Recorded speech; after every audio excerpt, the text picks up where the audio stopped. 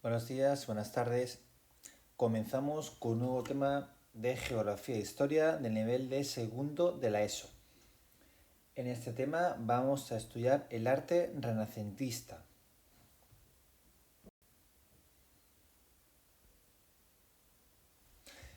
Este tema comprende cuestiones que ya hemos visto en el otro tema del Renacimiento, como fue la época de mayor apogeo de España, con la monarquía hispánica de Carlos I de España, Quinto Alemania, y de su hijo Felipe II, el gran rival de España con las monarquías de Enrique VIII e Isabel I, el humanismo y las causas que propiciaron el Renacimiento en Italia y después su extensión en Europa, la reforma protestante de Martín Lutero y Juan Calvino.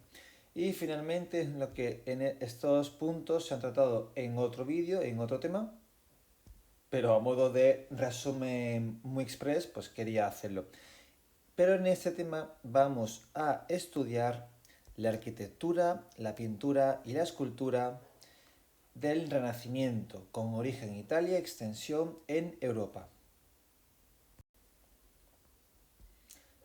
Vamos a ir solamente comentando muy brevemente los diferentes apartados que, insisto, puedes ver en el otro vídeo del Renacimiento. Comenzaba con Carlos I y Felipe II, la época de mayor esplendor del Imperio Español.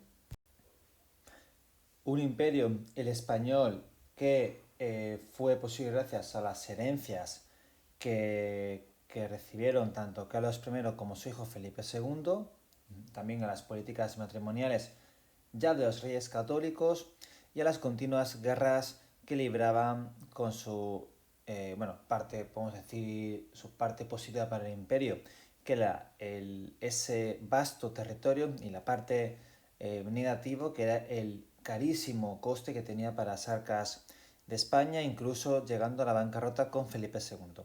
Pero en cualquier caso, un imperio que se decía donde nunca se ponía el sol, ya que tenía territorios en Europa, en África, en América y en Asia. La Inglaterra de los Tudor, con Enrique VIII, que reformó la iglesia creando su propia iglesia, para él se lo quiso, él se lo comió, la iglesia anglicana. La reforma protestante fue eh, dirigida o liderada por el monje agustino alemán Martín Lutero y después sus seguidores como Juan Calvino o Zwingli.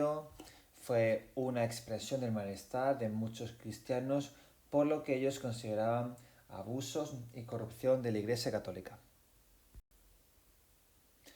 Los orígenes del Renacimiento, el por qué se llegó a esta época, cuál fue el cambio. Un cambio fue la peste negra, ¿no? Esa peste negra que asoló la Europa del siglo XIV, que la llevó a un declive demográfico, también a una grave crisis económica.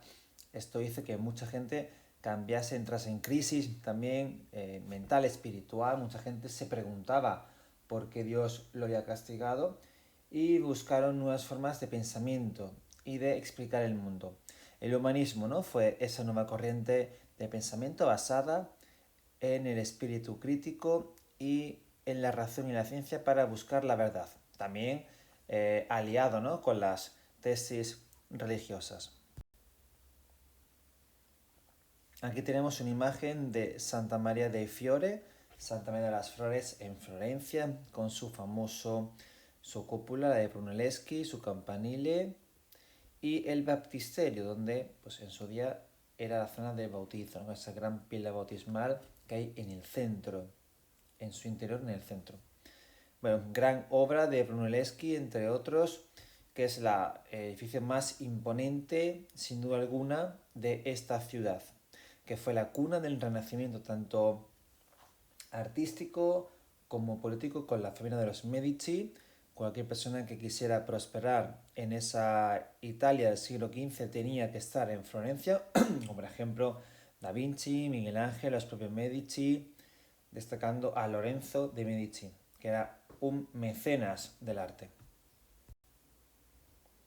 Imagen de la fachada frontal de la catedral, del acceso interior. Y ahora sí, vamos a realmente a lo que nos compete en este tema, que es el arte. El arte del Renacimiento era, igual que en el pensamiento, la vuelta al arte greco-romano, en contraposición con estilos medievales como el románico o el gótico. Los artistas van a ser, los artistas van a tener el apoyo de grandes mecenas que fueron pues reyes, como ejemplo Felipe II, o también señores importantes como el que ya he mencionado, Lorenzo de Medici. Vamos a comenzar con la arquitectura. En la arquitectura renacentista destacaron varios personajes, pero por ejemplo, a comienzos del siglo XV, el arquitecto Brunelleschi, el autor de esa majestuosa cúpula de la catedral de Florencia, y también junto al escultor Donatello viajaron a Roma pues para conocer de primera mano todo ese pasado greco-romano, todo ese arte, y allí pues bueno, quedaron un poco prendidos de esas ideas, ¿no? Volvieron a Florencia y fueron incorporando lo nuevo aprendido para las obras, como la ya mencionada cúpula de esta catedral florentina, ¿no? Que es uno de los ejemplos más importantes e imponentes de la arquitectura renacentista. De hecho, si vais a Florencia, seguro que me dais la razón.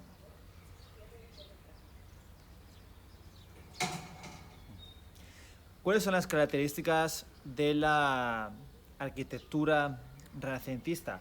Pues van a ser similares al arte grecorromano. Son iglesias, catedrales, son edificios simétricos, destacan por la armonía, igual que ya en la Grecia clásica, con el famoso escultor Praxíteles. Tienen frontones triangulares, como los templos romanos, y columnas clásicas, utilizando pues capiteles dóricos, pero también jónicos y corintios. Este estilo comenzó en Italia, en Florencia, en Roma, pero se fue expandiendo en el resto de Italia y de ahí al resto del continente europeo.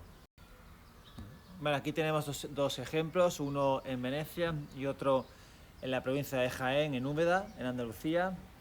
Vemos aquí la cúpula también bastante armónica, muy simétrica. Por dentro no tiene los arcos, o sea, no tiene bóveda de crucería ni de arista, que es el prototipo clásico del arte gótico.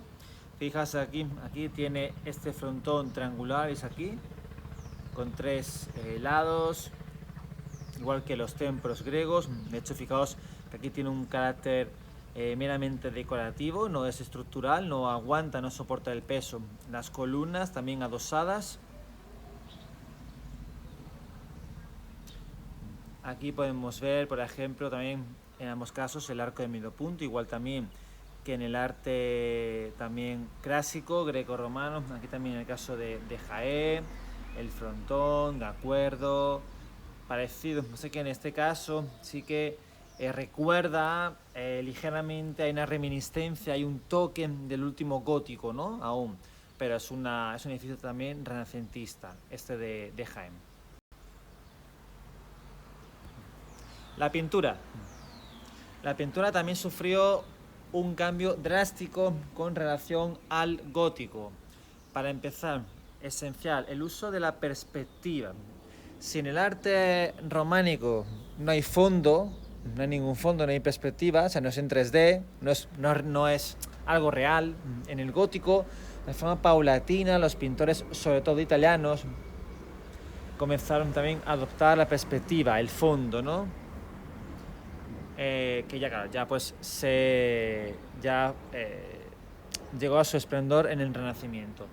El uso de la luz y los juegos de luces para dar mayor representatividad, importancia a una parte concreta del cuadro. Si yo en un cuadro pongo mucha luz en una parte y menos luz en otras, más oscuro, los ojos del espectador van a enfocarse en esa parte con más luz, ¿no? Es poco para eso, para destacar alguna parte.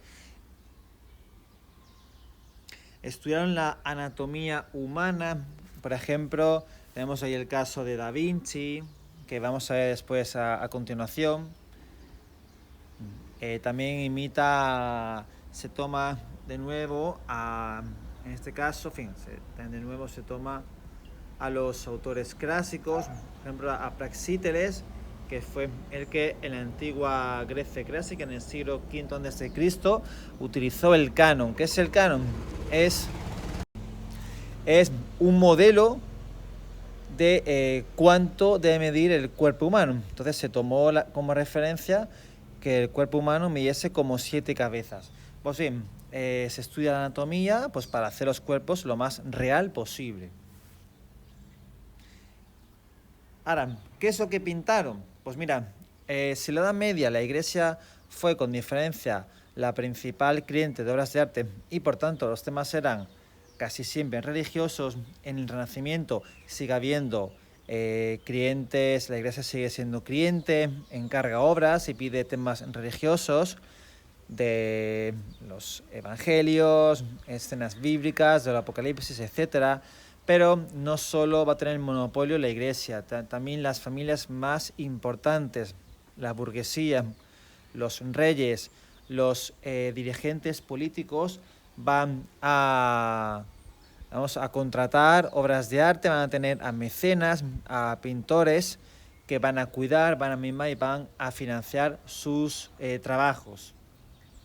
Clientes ricos, ¿vale? Como los Medici, comenzaron a decorar sus casas con pinturas. Por tanto, en el Renacimiento hay multitud de temas pictóricos. Hay escenas religiosas, pero hay escenas también de desnudos, basados muchos en la mitología greco-romana. Temas mitológicos, pero también hay retratos de personas importantes, escenas también históricas. Hay por tanto una gran variedad temática.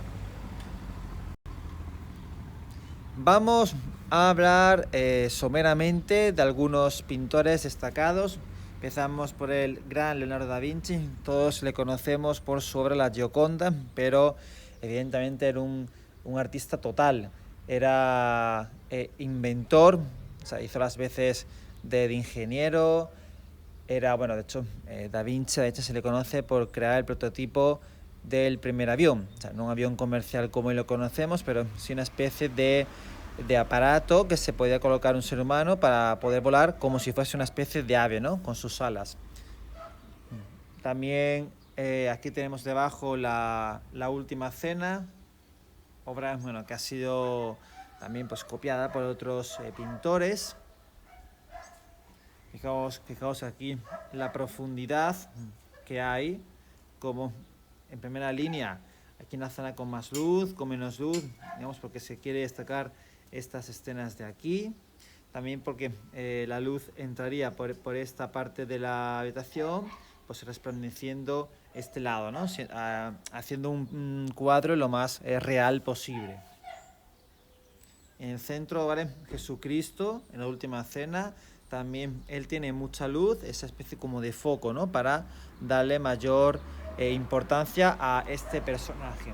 Vamos a subrayar la última cena, ¿vale? También, pues eso, la Gioconda, ¿no? Que tenemos aquí, ¿no? Y aquí, ¿vale? Un cuadro de una temática religiosa también muy repetida, que es la Sagrada Familia. Inventos como esta especie de ballesta, y aquí un estudio del cuerpo humano. Recuerda un poco al canon, ¿no? Que antes comenté del griego Praxíteles. Rafael Sanzio, con Z, también fue un pintor muy conocido. Él pintó escenas religiosas, pero al contrario que la Edad Media, que tenía un gran carácter místico y dogmático. En este caso, pues pinta a personas como si fuesen eso, personas reales. Usó el color para, digamos, crear una sensación de luz y de sombras, y también destaca en él la armonía, ¿no? Fijaos, por ejemplo, aquí en esta cara, ¿no? La cara totalmente muy realista, ¿no? Aquí también, fijaos la mirada, ¿no? Voy a ponerlo más cerca para que lo veáis mejor. Fijaos la expresión de calidez, ¿no? De ternura, ¿no? En esta imagen de la Virgen María y el niño Jesús. Esta obra también es capital en la historia del arte, se llama la Escuela de Atenas, donde aparece, bueno, el D no tengo espacio, pero vosotros me comprendéis.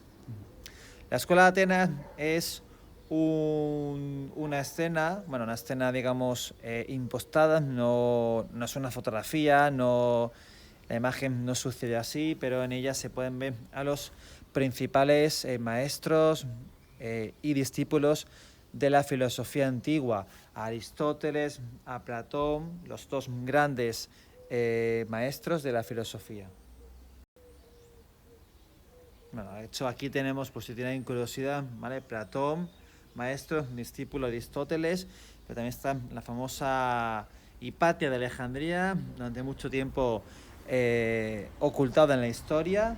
Hipatia de Alejandría es un caso, tenéis la película Ágora, lo pongo aquí, Ágora, de Alejandro Amenábar, película del año 2000, creo que 9 o 2010, película en la que se narra la historia de esta filósofa, mujer, una de las poquísimas mujeres filósofas, o que al menos haya tenido trascendencia en la historia, y murió víctima del radicalismo, del fanatismo religioso cristiano, ya que los cristianos pues no aceptaban que una persona pudiese tener libertad, fuese autocrítico y que no pensasen, digamos, pues tal como debía pensar, pues con ese dogmatismo, ¿no? Religioso, ¿no? De creo en Dios porque sí y sí porque sí, sino que ella siempre jugaba, ¿no? A hacerse preguntas. Eso, de hecho, eso en la película se puede apreciar. Al principio ella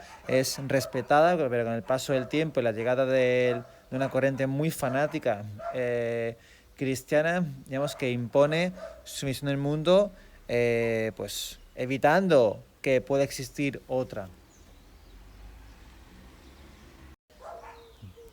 Arquitectura, pintura, ahora escultura. En la escultura también se produce un cambio profundo, también un acercamiento a los valores, las temáticas y los principios de la escultura greco-romana. Estudiaron la anatomía con mucho cuidado. Recordemos a Praxíteles con estatuas muy reales. Las expresiones faciales y los rostros expresan emociones de ira, de alegría, de reflexión. Ahí, por ejemplo, tenemos al famoso Moisés de el artista total de Miguel Ángel, ¿vale? De Miguel Ángel, Moisés, que está en una iglesia, no recuerdo cuál, pero en una iglesia del centro de Roma, que entras allí, no te lo esperas y de repente, hostia, el Moisés es una escultura bastante imponente.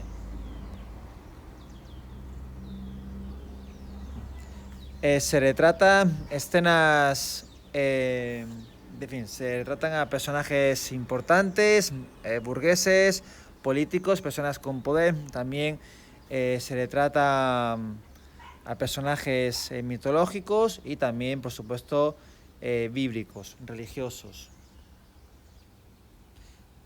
Las estatuas, de hecho, a veces tienen un daño colosal, como esta que he dicho del Moisés. También otras se colocaban en las plazas públicas, como las que hay que jalona Florencia, por ejemplo, en la Plaza de la Señoría,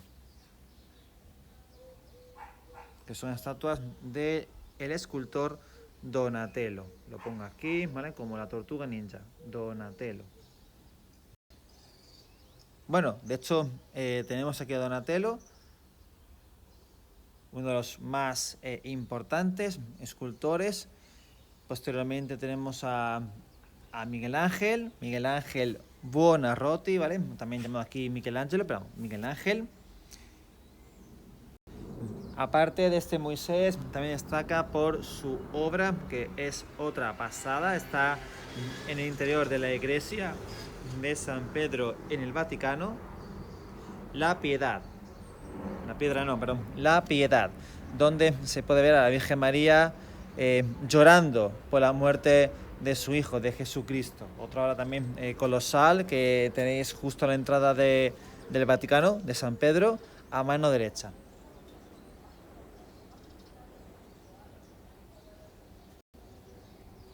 Aquí la tenéis, utilizando para ello mármol, que era también en Italia fue uno de los materiales más empleados. Está el famoso mármol de Carrara, que es muy conocido. Bueno, aquí no lo puedo poner. Bueno, lo pongo aquí a la derecha. El mármol de Carrara. Carrara es un pequeño pueblo que está cerca de Florencia.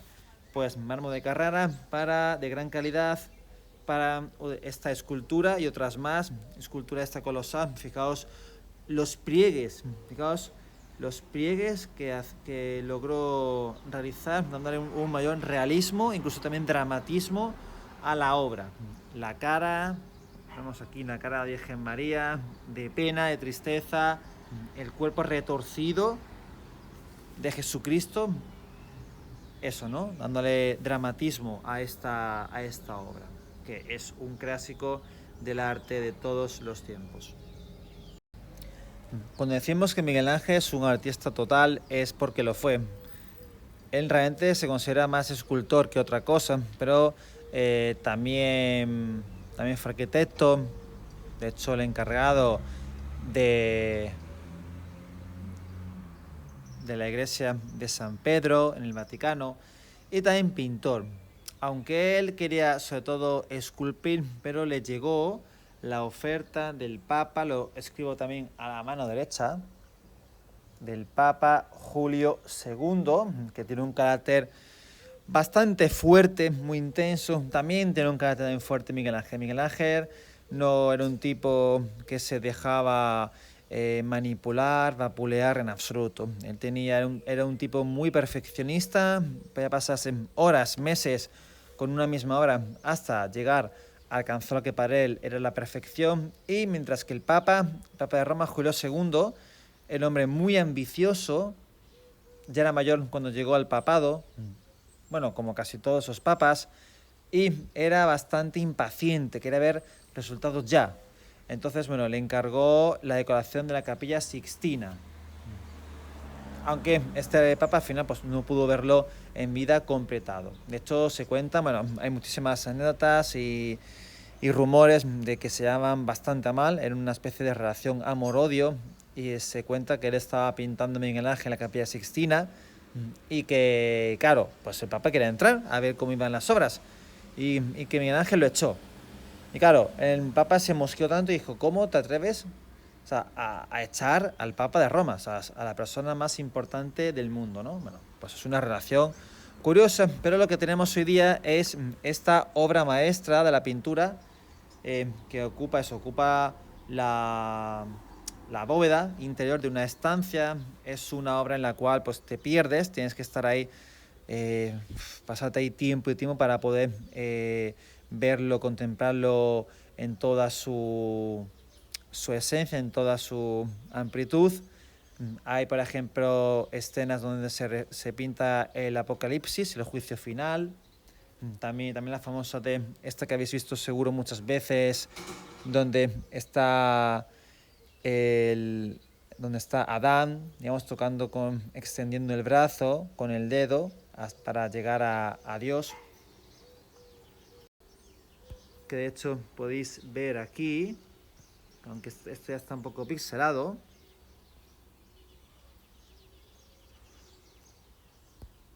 Entonces, el Papa le pidió pintar el techo de la Capilla Sixtina del Vaticano. Sí, también curioso, ¿verdad? Miguel Ángel tuvo que construir un andamio para poder llegar al techo, y también construyó un aparato que le permitía, digamos, poder pintar tumbado. Trabajo difícil que le llevó hasta 4 años, pero bueno, al final merece la pena para el mundo del arte.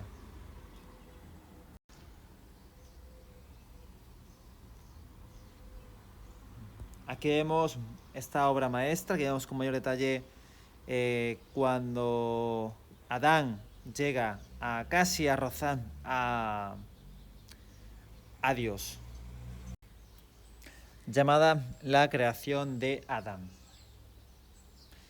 Bueno, también otra polémica que tuvo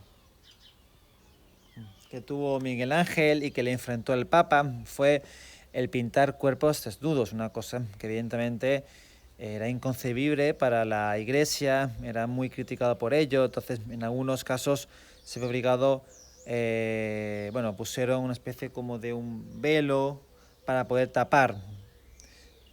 Miguel Ángel al fin y al cabo era un hombre del Renacimiento y él veía el desnudo como algo que es lo que es, algo natural. Diseñó, vale, y como ingeniero, como arquitecto, diseñó la cúpula del Vaticano. Más imágenes de la Capilla Sixtina.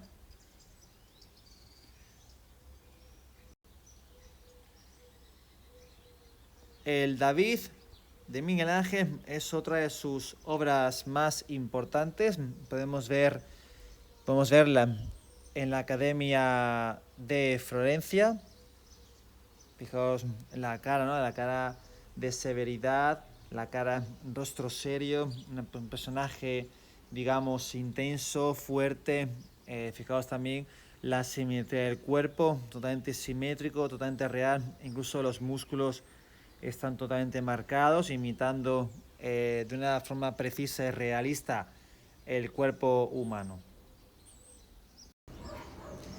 Aquí vemos en la cúpula del Vaticano, la fachada principal de la Basílica de San Pedro en el Vaticano, la cúpula por el interior, una cúpula que utiliza aquí estas ventanas que se llama tambor, por donde entra la luz, una cúpula totalmente armónica, sin nervios. Los nervios son esta especie como de líneas que van desde el ojo hasta la parte inferior y que reparten el peso. Los nervios de una cúpula gótica son muchísimo más acentuados. Y en esta plaza, la plaza de San Pedro, pues aquí no se ve, pero ya lo veremos en el tema del barroco, está recogido por una ampliación posterior, que fue la columnata, la columna de San Pedro, que es también preciosa, pero eso ya es del barroco, eso ya es del siglo XVII, de Bernini, que veremos en el tema del arte barroco. Imagen de la plaza de San Pedro. ¿Veis? Aquí veis la Basílica de San Pedro, la iglesia, y aquí esta columnata de Bernini, del barroco, un siglo después de Miguel Ángel y del Renacimiento, con forma semi-esférica. Hasta aquí llega el Vaticano, si no me acuerdo mal. Hasta aquí, perdón, hasta aquí. Aquí una línea en el suelo, no sé si era amarilla o azul, no me acuerdo, pero una línea en el suelo que te indica que estás en el Vaticano, que es un estado propio, o sea, es un país, es un estado, o ya pasas a Italia, a la ciudad de Roma. Como siempre, dar las gracias. Hemos llegado al final del tema, a la profesora de Historia y Geografía Rosa Liarte, que ha sido quien ha elaborado este documento al cual yo pongo voz. En este tema, si os habéis fijado, solo hemos hablado del Renacimiento en Italia, de sus características generales, de la pintura, la arquitectura y la escultura, señalando a los principales maestros. Si bien es cierto, no hemos hablado nada de arte renacentista en Europa. Podremos también señalar el arte del Renacimiento en España, como por ejemplo el arquitecto Vandelvira, autor de varias iglesias en Úbeda y en la provincia de Jaén, como su catedral, una de las más conocidas y valoradas del arte español. También podremos señalar, por ejemplo, también el Renacimiento de los Países Bajos o también de Alemania con el pintor Alberto Durero. Pero en este tema hemos querido solo prestar atención al arte del Renacimiento italiano porque consideramos que el Renacimiento es un movimiento cultural, político, artístico, eminentemente italiano, y de allí, ¿vale?, se fue extendiendo hacia el resto del continente europeo. Sin más que comentaros, os deseo que tengáis un buen día. Espero no, como siempre, que os haya sido útil, no haberos aburrido mucho y nos vemos en el siguiente vídeo.